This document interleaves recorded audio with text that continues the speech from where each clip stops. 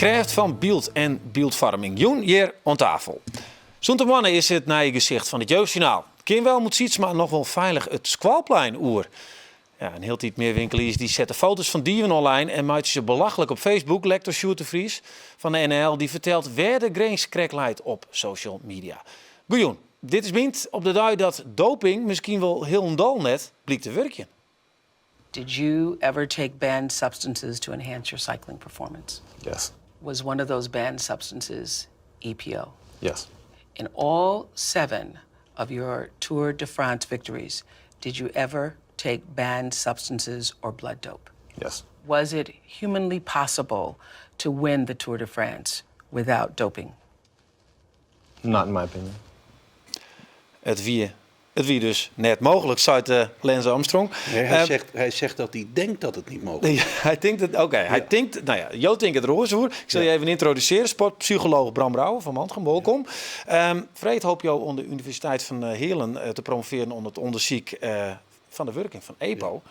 Het heet ook de mythe van de rode bloedcel. Ja. En een opmerkelijke conclusie, ja, dit is het boek. Het is, ja, je hebt achter hier aan werken, nou, dan snap ik wel dat er dit uitkomt. Ja. En het opmerkelijke is dat je zei, die Lance Armstrong, die had EPO broekt, maar het had hem helemaal niks geholpen. Hij zegt dat hij denkt dat hij zonder EPO die Tour de France niet had kunnen winnen. Maar hij denkt dat dus verkeerd. Hij heeft waarschijnlijk wel met EPO gereden, maar hij heeft niet door EPO of bloeddoping zijn Tour de France gewonnen. Maar wij pakken een man zo'n Tour de France zegen zo, omdat hij EPO broekt heeft. Ja. En jou zei hier gewoon op die te doen dat hij helemaal net doen. Ja, nou heb ik over dat straffen heb ik geen mening. Ik probeer mijn opvattingen juist neutraal te houden. Door daar niet over na te denken. Maar hij heeft in ieder geval geen voordeel gehad aan de EPO en de bloeddoping die hij gebruikt heeft. Het is zelfs aannemelijker dat hij er nadeel voor gehad heeft. Hoe zit dat dan? Maar EPO is een medicijn. EPO is een medicijn voor mensen met ernstige bloedarmoede. Bijvoorbeeld mensen die een chemokuur krijgen en die chemo die tast die rode bloedlichaampjes aan. Als die mensen EPO krijgen, dan gaan ze eigenlijk zienderogen beter presteren. Het probleem is dat als je in de Tour kijkt, of in het wielerpeloton, het beroepsrennerspeloton, die mensen, dat zijn gezonde mensen, die hebben geen bloedarmoede. Het gevolg is dan dat diezelfde EPO toch wel het aantal rode bloedcellen verhoogt, maar dan wordt het bloed dikker als dat het moet zijn. En er is een perfect natuurlijk evenwicht in die bloeddikte en dat evenwicht gaan we verstoren, waardoor de hoeveelheid zuurstof die er door het lichaam getransporteerd wordt niet meer optimaal is. Okay, ja. En beter dan optimaal kan niet. Dus Joost zei nou eigenlijk wat die hele rieke clubs, hè, die willen ploegen en doktoren al hier uitzocht, hè, hoe dat hele EPO, dat heeft ze heel onnozeld in. Dat is dat. Ze hebben het niet alleen of ze het onnozel gedaan hebben, dat weet ik eigenlijk niet. Ze hebben er vrijwel niks aan uitgezocht. Ze hebben alles aangenomen. Er is heel weinig gefundeerde studie over de werking van EPO bij gezonde mensen. Ja. Nogmaals, er is genoeg over de werking bij mensen met bloedarmoede, maar er is nauwelijks onderzoek bij gezonde mensen. En al het onderzoek wat er bestaat, dat geeft eigenlijk flinterdun bewijs. Dat is ook journalist, hè? Ja. Wat denk je als dit juist? Nou, ik vreeg me eigenlijk direct al, had het dan een soort van placebo-effect of zo? Als er een effect is, dan is er waarschijnlijk wel een placebo. Dat geldt gewoon voor mensen die als mensen denken dat iets werkt, werkt het. Of het nou om je kiespijn gaat of om harder fietsen. Tegelijk geldt er een wetmatigheid dat mensen zien wat ze willen zien. En met EPO zijn de ideeën vaak ontstaan doordat mensen zo overtuigd waren dat die EPO werkt. Dus zagen ze alleen de positieve En ze hebben kant. dus nooit uitzocht, dat hij jou dus nou dien. Heb je nog meer, want ik bedoel, Ze namen net alleen nog EPO, ze namen hoe dit, cortison, steroïden, neem die hele cocktail maar op. Ja, er werd van alles. Dat werkt het wel? Doe je net helemaal alle medische uitlisten? Daar heb ik geen onderzoek naar gedaan. Maar daar is in het verleden al uitgebreid onderzoek naar gedaan. Dat is in 1992 al door een meneer Hobelman, een Amerikaanse wetenschapper, uitgebreid. Dus dat werkt echt niet? En dat doet in ieder geval bij duursporten als wielrennen, lange baan schaatsen, marathonlopen. Over andere soorten sporten, zoals sprinten in atletiek of krachtsporten, daar weet ik te weinig van. Ik heb mijn twijfels of het daar werkt, maar daar weet ik te weinig van om daar echt wat van te zeggen. Dit is een heel onderzoek. Jij zullen daar Freed een heel soort over vertellen, Matte.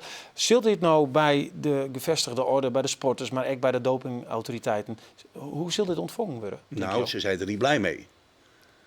Maar je bent echt wel, ik bedoel, Herman Ram van de dopingautoriteit, die zei ik wel, nou, het is een psycholoog, het is helemaal geen fysioloog, hij weet er helemaal niks van, hij moet hem stilhouden. Maar ik ben ook wetenschapper. Maar is dit een boek waar je ze er maar om eren slaan kunnen?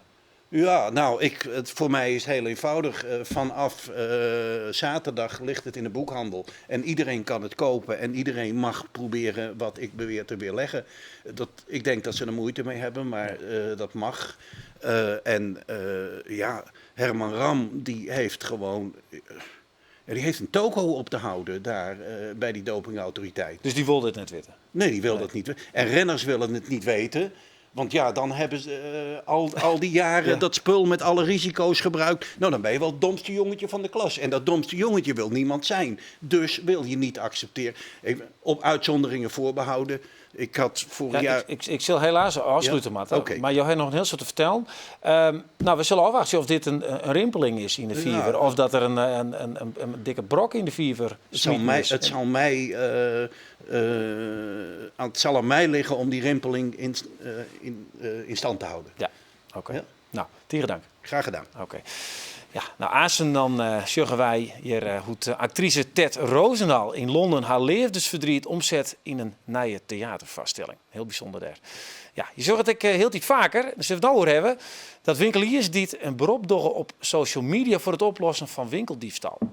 Maar ja, maar dat eigenlijk wel, dat naming en shaming van criminelen op internet. Nou, ik praat erover met Sjoerd de Vries, hij is lector social media en reputatiemanagement. Even een casus, jong kom je thuis, je hebt een prachtige mooie fiets staan. Er zit een camera op, hij stelt en jou hebben met die camera je beelden van de dieder. Wat doe je ermee? Ja, nou in ieder geval goed roesje en om een keertje inkomen. Om te bedenken dat er een vriend en dat er een man is, dat hoeft natuurlijk net wezen, maar dat we hem te pakken krijgen kennen. Maar je weet, als ik nou op Facebook zet, dan heb ik 80% kans dat ik een mooie fiets weer om heb. Wat doe je dan? Ja, dat zoek ik net wel. Nee, je doet het net? Nee, er zijn verschillende redenen om het net te doen. En het zou misschien mij volgend jaar, want er is een nieuwe wetgeving aan, maar nou zoek ik echt bij mezelf denken, en misschien ik dan wel, het is misschien beter om het net te doen. Als aan de eerste impuls dat wat je nu zelf zegt, nee, dat is misschien net de goede manier om dat mee te even een rondje op tafel, wat doen jou dan? Had ze wat van je stellen, je hebt de beelden van? Nee, ik zou het niet doen. Nee. Welmoed? Nee, ik zou het niet op Facebook zetten. Nee, al denk ik dat de verleiding wel grut is. Ja.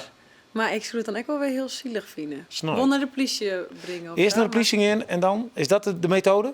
Beeld naar de politie brengen? Ja, op dit moment mij het helemaal net. Hè. Dus wie mij gewoon naar de wand. Ik net als een gewone burger eigenlijk. En straks mijn nieuwe wetgeving, dan mij het waarschijnlijk wel. Hè. Dat hangt natuurlijk een beetje vanuit de regering het er helemaal doorheen kriet. En dan moeten we ze erop zetten, maar dan inderdaad binnen een paar regels rondomheen die er nou helemaal net binnen. Nee. Dus het wordt er in ieder geval beter van. En een van de regels is onder andere naar de politie te ja, eerst naar de politie, echt met de beelden. En, maar dan hast je wel een bepaald recht om het zelf te publiceren. Ja. En dat... Maar dat is het nou dus net. Nou, nee, mij is het nou net op Facebook zetten, dan is het strafbaar. In feite is strafbaar, ja. Ja, en daarom praten we er dus nou hoe wel moet. Want ja, ik bedoel, daar is Facebook. Het zit om een havenklap binnen beelden te zien. Ja. En wat mij nou net? Nou, we hebben een voorbeeld gevonden in Stiens. Daar is een winkelier van de supermerk. En die doet dat op een bijzondere wijze. Zet die wel eens dieven op internet, maar hij doet ook wel oorzaken. En wij zochten hem even op. Zo even zien? Creatief. Ja, eigenlijk... pis je wel eens een beetje boeten de pot. Het mooie misschien net altijd, maar we zetten wel eens wat dingen op internet. En dat vinden mensen altijd prachtig, want het verspreidt zich snel en we hebben er ook vaak wel resultaat mee. Ja, we hebben wel eerst een geval zien bij de koffie in het kap. Alle keer wat lege verpakkingen vinden van bepaalde soorten. Dus toen wisten wij al, hey, hier gebeurt wat we net zeggen. En nou, dan hebben we er een stukje bij hangen en hebben we op Facebook gezet. En nou, dat gaat heel lang terug. Dat gaat het laatst wat te mal. Maar de diefstal is oer en dat is het belangrijkste. Vanuit Zaandam heb ik al een keer een opmerking gehoord dat ze zulke soort dingen net op internet hebben willen. Maar zolang ik geen gezichten bij plaats, dan heb ik er zelf net zoveel moeite mee. Die wet op privacy snap ik ook wel, maar ja, aan de andere kant, ze mag ook wel eens weten wat ze doen. En nou, een scanblok is wat te vol in de tijd, maar dit is wel een goede vervanger ervoor. Heb je nog wel eens contact met de politie een keer hoe dit soort zaken? Hier heb ik nog geen contact over gehad. Wel eens een keer een opmerking van breng het net te vier in de spanning. Want, ze weten wel, ze vinden ik dat het net kan. Een liefst waskouwentje hakken we een keer voor maar die diefstal moet ophouden en dat het nog linksom of rechtsom gaat, dat kan me net vol schelen. En, nou ja, ik mag graag tot het randje gaan. Ja, nou, hij zet hem weer om. Hij stelt hem toch net, het is slagen, maar het briefje. Maar die winkeliers had de keihard van, ja, het kan me eigenlijk niks verrekken. Ik ben zo lelijk als ze wat van me pikken, dan mat ze er maar on Ja. Dat mag dus net, maar kun je het begrijpen? Ja, natuurlijk. Als gewoon wist dat het gebeurt en gewoon als persoon denkt bij jezelf, ja, dit willen we gewoon net, dus daar moeten we wat aan doen. En daarom heb ik een politieuitvoering bijvoorbeeld, die kan er dan achterom gaan. Maar linksom of rechtsom, dat klinkt natuurlijk van, ja, ik doe er echt alles aan om het te voorkomen. Maar je zei het echt wel, ik ga nog een randje staan. Nou, dat mij wel, daarvoor hebben we de rand. Maar mooi dit, maar zo'n briefje mooi wel. Een briefje mij zonder problemen, ja. Ja, want die maar feiten- hij had ik wel eens meestal op internet zetten. Ja, dat mij op dit moment net. En ik kan me echt wel voorstellen, het is de Albert Heijn ook, hè, wie het. Dat, want de kerst altijd wel verschillende kanten misschien. Als het beslist vanuit het perspectief van, ja, er komen mensen in de winkel binnen, er hingen een stuk of jou of vier van dat soort briefjes, dan denkt ze bij jezelf, ja, ho, inderdaad, Ja. zei ze, er zijn al die camera's hier, deze man of vrouw, die houdt me goed in de gaten. En er zit natuurlijk iemand daarachter en die zit dan naar die beelden te zien. En waar wie wat ze er al in maar doen, dat wilde ik eigenlijk helemaal net. Dat is de reputatieskeer, zei ze, maar weet je wel, ik gespecialiseerd ben. Ja, wie stenden, de Hegerskwallen stenden, dat is een hele breed aan hospitality. En ja, dat is echt gewoon een belangrijk ding. Mensen willen zich welkom vieren in de winkel. Dus het kan ook weer op je veromslaan. Het kan op je veromslaan. Ja. En zeker ook als beeldenplaats, dan ja, er zijn wel verschillende kanten daarin. Dat ze kunnen die zelf ook proberen je aan te pakken daarna. Dus hoef ik net niet altijd veilig te wezen. Dus ik denk dat er goede redenen binnen om gewoon eigenlijk voorzichtig te wezen. Maar voor een deel, ja, het is net echt eigen richting. Hè. Zo sfeer is het al je net. Maar om zelf te denken, nou, wie Nou ja, pakt het als ze de verkeerde op hebben, dan ben je mooi de pineut. Dat kan je zelf dan ook overkomen. Ja. Dat ze de Ja, verkeerde zeker. Ja, pakken. zeker. Ja. Als ze denken, nou, die ligt op die man die het altijd in die koffiepads Ja. pikt. Nou, dan Ja, ben je een en mooie probeer brouwer. daar dan maar weer eens vanaf te Ja. komen. Ja. Ja. Nee, er zijn dus brede redenen om te denken wie moet er voorzichtig in wezen. En een nieuwe wetgeving, dan komt een nieuwe wetgeving, hè, die komt in 2016 en dan mag je wat van. Ja. Nou, er zijn een aantal regels omheen. Maar zelfs dan zou ik denken, die media die is zo sterk. Ja, maar dat gaat Die echt zo, media dat gaat echt zo zijn rap. Wij geheugen. zijn toch in één klik heeft al een filmpje op Facebook Ja. of op YouTube. Ja. Ik wil je eventjes nog even wat vertellen, want wij hebben een vraag gesteld bij ons op de Facebook-site bij Omroep Friesland. Dat is heel gemakkelijk. Van nou, wat denkt zo'n mooi winkeleigenaar de beelden van een winkeldief op het internet zetten? Ja. En ben heel het mensen in 53 reacties. En heel het zeggen ja, dat mooi. Er binnen peer die zei ze nee, mooi net. Nou, Ian, ja, ze moeten voortaan dadelijk maar het mooi, want ze moeten maar de poorten van zijn kwart afblouwen. En nou ja, die zat je nog in of die stuurt zelfs nog in een filmpje op van een diefstal. En ik wil nog een oorvoorbeeld even naar je zien laten. Dat gebeurt in Kaatsheuvel. En dan doet het op een hele sarcastische manier. Ik heb een fotootje van zien laten. Dit heeft een juwelierskreun, beste blonde funshopper. U heeft waarschijnlijk per ongeluk uw plastic ring bij de gouden ring van ons omgewisseld. Nou, dan komt er nog een heel verhaal van. Wilt u het alsjeblieft terugbrengen? U zult het ook vervelend vinden. Ja. Dat is op een hele sarcastische en cynische wijze het dan, hè? Ja. Maar dat wel. Dan weet ik net dat dit de originele beelden binnen. Hè? Ja, ze zijn blurred. Maar dus dat scheelt natuurlijk al. En dit soort dingen, het dient het doel. Want er waarschijnlijk binnen pruddermeesters die het delen met elkaar, het vertellen met elkaar. En op ziek je naar de oren waar het misschien wel dien aan had. En dan werd het vertellen naar de winkelier. Dus het systematiek werkt. Ja, maar of wat willen, dat... of wat goed vinden mij zo, dat is een vraag. En die vraag mogen we mij zo maar wat bedenken. En volgend jaar dan hebben we een nieuwe wetgeving. En het hoeft net verkeerd te wezen wat je in die wetgeving zei. We moeten er een keer goed toe nadenken. Of het eigenlijk zou willen. Omdat het kan dus al een jaar ook komen. En er worden waarschijnlijk een hele grote fouten maken straks. En of we die kant mij zal op willen dat we de media daar verbroeken gaan. het goed net verstaan te werden. Nou, we zorgen het wel. We wachten het af. We hebben nog even om ergens uit te sliepen. Oké. 4 nachten nog, ja, wie bent nog maar oktober, dus we gaan nog even de tijd. Ja. Mooi, ja, we zullen weer een mooie Ted Roosendaal, want haar nieuwe theatershow heet Nachtvlinder. En om haar levensverdriet te verwerken, wennen ze een jaar hier in Londen en daar schreeuwen ze dit stuk. En deze week volg je haar belevenissen en Youth deel 2.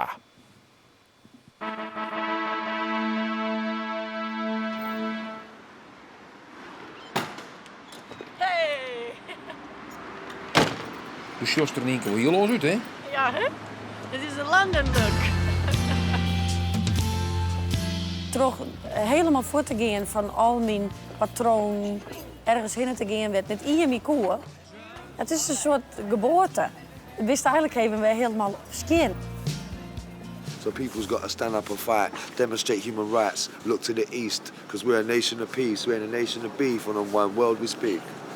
Boom. That's the Brilliant. lesson. That's I the didn't lesson know you for the were a day. rapper. Yeah, I'm a rapper. Adam is homeless, wist wel. Dus die rent hier op soort roem en die had altijd zeer voeten. En soms dan kletsen we even over het gewoon duistere dingen. Maar hij is dus rapper, dat wist ik helemaal net. Te gek.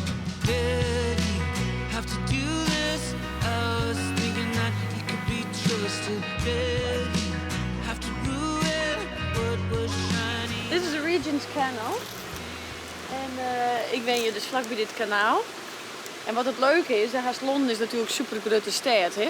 Maar dat is juist wel dat ik dwarps famke, dat we een dwarp in de grote stad Londen voelen. Zo zei ze een beetje alle de koek hingst verder. Jongen, dit is correct de zwemmer.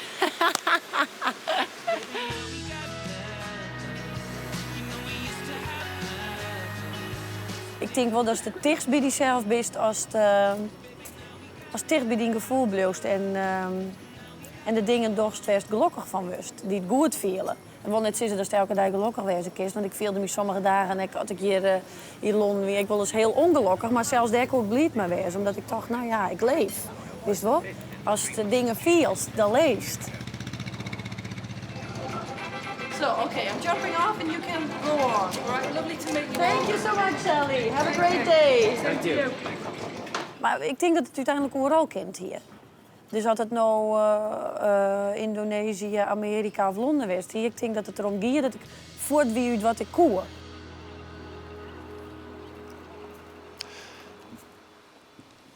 Ja, Nachtvlinder die gaat op 11 november in première. Wils de man trouwens nog even lekker trokletsen hoe doping en hoe hepo. En morgen dan hebben we deel 3 van Ted in Londen. Ja, van de ene Frieske ster. Nou, de oren wel moet iets maar. Ja, ze wist al schoen in, nice ster. Hoeveel programma's is nog gepresenteerd voor jou, Journaal? Ja, ik weet iets ondertellen en volgens mij ben ik bij 12 of 13. Maar ik weet even niet meer correct of het nou 12 of 13 is. Maar maakt het dat op een gegeven moment net minuut? Maar de hoeveelste stapte daar zo lekker in de tas naar? Doch het gewoon. Nou, dat probeer ik elke keer wel te denken. Maar toch elke keer als ik dat dan steer, dan is het toch nog net zo van... Wat is nou normaal of zo? Nee. Het blijft toch gek dat ze daar dan voor die camera steert. En vooral zo focussen was op die autocue. En ik wil dan graag perfect het waren. Dus dan zit ik me in Holland elke keer weer te oefenen. En het gaat altijd nog ergens fout. Dat dacht ik direct natuurlijk. Ja, het gaat... Ja. Ik kan 1 uur sturen gewoon zonder versprekkingen. Nou, dat is mijn lievelings. Ja, hè? Ja. Dat is echt het streven. Maar dat mag loslitten. Dat is een tip van... Dat is ik zo. Dat is het net wel. Ja. Nou, dat zei inderdaad iets. Maar mensen vinden het echt leuk om te zien dat het net alleen goed gaat. Een verspreking maakt het ook menselijk. Ja. Nou, dat is fijn om te precies, maar we hebben want wat Koen niet op haar. Ik weet niet, zit je hem allemaal eens koft een joen voor Joost? Ja, dat is gewoon. Ja. Ik kijk wel eens nu en dan, maar niet zo regelmatig dat ik jou daar al van herken. Maar ik zal er zeker naar gaan kijken. De eerste keer, zullen we die even precies zien? Die is altijd heel spannend. Ach, nou. Ja. Dit is het Jeugdjournaal van vrijdag 11 september. Leuk dat je kijkt.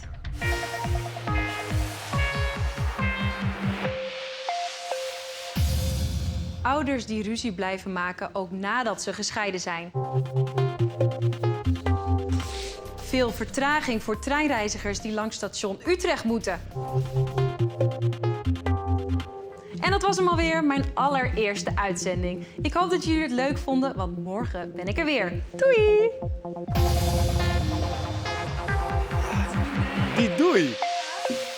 Ja, zo zeg ik eigenlijk altijd doei. Ja, die doei, dat is mooi, hè? Dat is heerlijk. Ja, dat vind ik Maar dat niet. vinden ben ik leuk natuurlijk. Ja, nou ja, maar die onze fijne avond nog, tot ziens, dat is natuurlijk echt net echt Ik wat. heb weer een tekst, die maakt er allemaal van. Ja, Zij stond net ook gewoon even doei. Nou, dat kan nou aansmal. Maar ja, toch eventjes naar die paten. Dat bist hier, de werkenster al als bij de Jeugd, werkens direct bij de omroep als verslagjouwer. En dan een keer voor die camera's verhoor dat het lippen, hè? Als dat zo nou just in die mannen. Nee, het is het is natuurlijk oors en het is natuurlijk wennen omdat het dus op beeld is. Maar ik word echt nog net herkend of zo. Dus in dat opzicht is het helemaal nog net zo oors. En dat ben je dan, want Ben die ben juist heel erg van dat. Die komen heel makkelijk op je af, vind ik dan. Ja, klopt. Maar het gaat dan net dat ik in de supermarkt of zo stie en dat mensen in hier zeiden, hey, wist je die en die? Wol bijvoorbeeld, ik weer sneu bij... speeltuin, was ik in de speeltuin. Ja, misschien wat ik in... Ik ben nog net echt in de speeltuin West. Dus misschien is dat het echt. Of ik nog net op het Squalleplein. Dus misschien wat ik dat een keer dwan om te testen. Maar en daar zei ze er wel van, ja, dat kist verwacht je, dat komt er aan. Hoe begeleiden ze daarbij bij het Journaal? Op dat... op dat het bekend wist. Want uiteindelijk best toch wel op landelijke televisie te zien. Ja, dagelijks. Ja, nou ja, ik heb wel een coach. Dus die me in ieder geval echt begeleidt. En dat dit helpt werk altijd bij terugkeren. En we hebben echt met uitsturingen, we hebben omzien. En ik het gewoon over alles haar. Maar voor de rest valt het dus bij, denk ik, als ik kijk naar mijn collega's, valt het best wel ta. Het is net het 8 uur journaal of zo, waar heel Nederland voor zit. En er zit natuurlijk, juist hier aan tafel, meesten van je leeftijd en van mijn leeftijd is je natuurlijk normaal net. Nee. Maar dus, als je dan Ben krijgt, ja, dank je ze met meisje en dat is ik zou mij en als Ben me herkennen, dat liep me alleen maar heel erg leuk. Ja. Wat vind je eigenlijk van die? Bij Journaal? Ja, hoe doe je het? Volgens mij doe ik het wel aardig. Maar ik zei dat vliegen ze hier krijgt ik al. Ik had nog net heel erg weer evalueerd naar die eerste uitsturings. Maar ik haal wel weer een afspraak met mijn coach in om dat te doen. Ja. En vies het echt leuk om te doen? Ja. Nou, ik moet heel eerlijk bekennen dat die eerste, die vond ik net... Ja, ik vond het leuk toen hij erop zit. Maar toen ik daar stiet, toen dacht ik echt... Waar ben ik onbegonnen? Waarom voel ik dit ook alweer? Omdat ik zo zenuwachtig wie. Ik stier helemaal te trillen op mijn voet en in mijn hart. Dat beukt haast uit mijn borst. En is het live dan? Want ik kist het net op night wel een keer. Nee, het is live, ja. Dat is jammer. Maar dat is echt wel weer lekker. Want dat is dus echt, die adrenaline vind ik ook wel weer heel... Dat is toch echt wel weer een heel lekker gevoel. Dat is dan gewoon stierst en dat het dan perfect mat. Nou, het hoeft net perfect, maar dat ze dan dwammast. Ja. Hey, zullen we eens even zien, want dat wist ik eigenlijk net, maar er zijn een heel soort mensen begonnen bij het Journaal en die zijn eigenlijk heel groot worden. Oké. In hun carrière. Nou, we hebben even een paar van die op een rietje zetten. Dan hebben we de lat even heen gelezen. Ja, nou. Hallo allemaal. Hallo allemaal. Hallo. De regering heeft besloten voor Kerstmis 40 jongeren tussen de 12 en de 18 jaar uit politiecellen te halen. Nou, dat is op zich niks bijzonders. Een merkwaardig verjaardagspartijtje vanmiddag in Amsterdam. Mooi helder weer dus om iets heel bijzonders te zien. Nu echt, voor de allerlaatste keer. Geniet van je avond. Dag. Ja. Dit wie de dag, dat wie de doei van die kwam het voor haar in plak. Ja, maar de voorzitter natuurlijk Robert de Brink, Frank Dumos. Nou, neem nog maar een peer op, die ben heel vierkant. Wat is die ambitie eigenlijk? Nou, mijn ambitie, dat ik nog net verder dan het Journaal. Ik wil nou vooral heel lang hier zitten, want ik vind het dus fantastisch. En ik hoop dat ik straks steeds wat meer op paard en dat ik echt gewoon leuke dingen meidsen blul en mooie dingen meidsen blul mij daarvoor.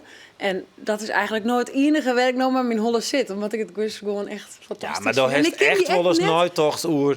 Ik wil een groot programma presenteren. Of heeft er nooit eens van gewoon voor een spelersteam een Barstels van.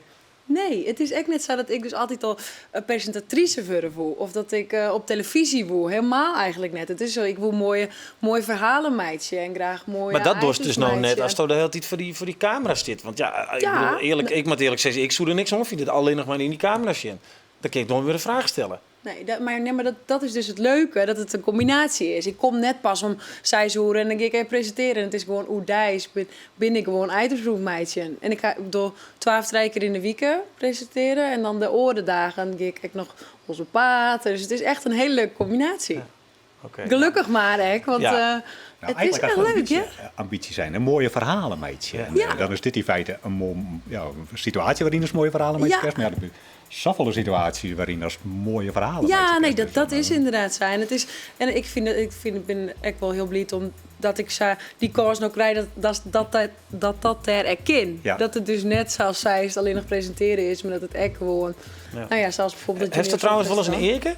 Dat Ja. ze zei ze de titels op? Dat zei ze Titel? nooit van mij. Oké. Kom eens even hier, want ik kist dan even in die ja. camera in. Oh god. Dan doen we het even met je twaalf. Oké, nou. Nou, zei Yes. ik, dan begin ik wel. Nou, dit wie het alweer, mensen. Oh, het is echt nog iets Fries. Ja. Oké.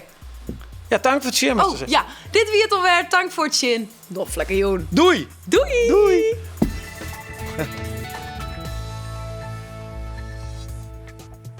Het is echt snel voorbij. Morning, Bient. Bennenboekenskroer Paul van Diek. Hoe de start van de Bennenboekenweekend. Spannend. Ben benieuwd. Nou, wat moeten we hem zien? Ja, toch wel.